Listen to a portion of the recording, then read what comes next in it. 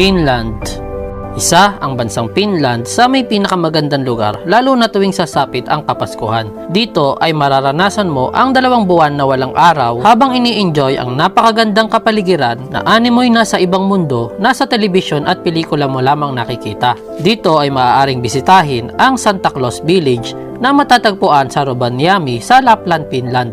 Maaari ka din makapagpa-picture kay Santa Claus at gumawa ng snowman sa paligid ng village nito.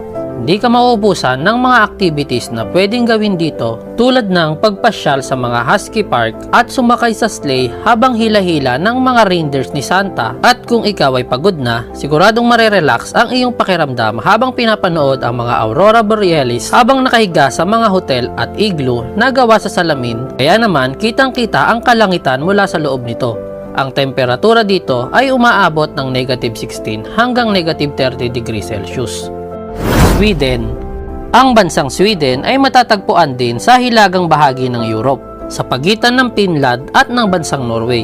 Tulad ng ibang Scandinavian countries, nararanasan din dito ang mahabang gabi na tumatagal ng halos 2 buwan. Patok na pasyalan dito ang mga late night museum, ang mag-food trip sa mga underground restaurants, at magpainit sa mga sikat na indoor spa at mag-relax sa kanilang Swedish traditional massage. Ang temperatura dito ay umaabot ng -30 degrees Celsius.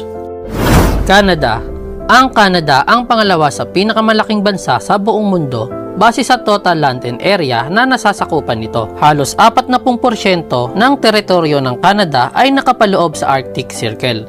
Ngunit ang mga naninirahan dito ay mas mababa pa sa 1% ng kabuuang populasyon ng buong Canada. Ang mga teritoryo ng Yukon, Northwest Territories at Nunavut ang nakakaranas ng mahabang gabi at walang araw sa loob ng mahigit 1 buwan. Habang ang ilang bahagi ng Canada na malapit sa border ng United States ay nakakaranas lamang ng maikling araw at napakahabang gabi tuwing winter season. Greenland.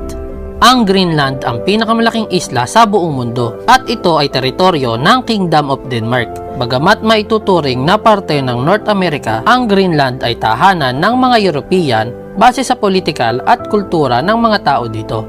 Di tulad ng iniisip ng marami na ang Greenland ay maberdeng lugar, 80% ng kabuoang isla ay nababalot ng makakapal na yelo. Kaya naman, bihira ang mga naninirahan dito na umaabot lamang sa mahigit 56,000 na populasyon. At ang pinakahuli ay ang bansang Norway. Ang Norway ay matatagpuan sa hilagang bahagi ng Europa. Kilala ang bansang ito sa tawag na Land of the Midnight Sun tuwing tag-araw dahil sa napakagandang tanawin dito na iyong masisilayan anumang oras dahil ang araw dito ay hindi lumulubog ng mahigit 2 buwan tuwing Mayo hanggang Hulyo. Ngunit hindi lamang ito kilala sa Midnight Sun dahil ang Norway ay dinadayo din ng mga turista tuwing winter season lalo na sa kalagitnaan ng Nobyembre hanggang sa katapusan ng Enero. Bukod sa mga nagsasayawang Northern Lights sa kalangitan, tuwing tanghaling tapat ay nararanasan din dito ang Blue Hour o ang bahagyang pagliwanag ng paligid dahil sa replikasyon ng araw na hindi tanaw mula sa Arctic Circle na sinabayan pa ng sobrang lamig na klima at malaasul na buong kapaligiran. Pero alam nyo ba na mayroong komunidad sa Norway na hindi talaga nasisinaga ng araw sa loob ng 6 na buwan? Ito ay ang bayan ng Rjukan na matatagpuan sa pagitan ng mga matataas na bundok dahilan upang hindi umabot ang sinag ng araw sa buong komunidad ng Rjukan.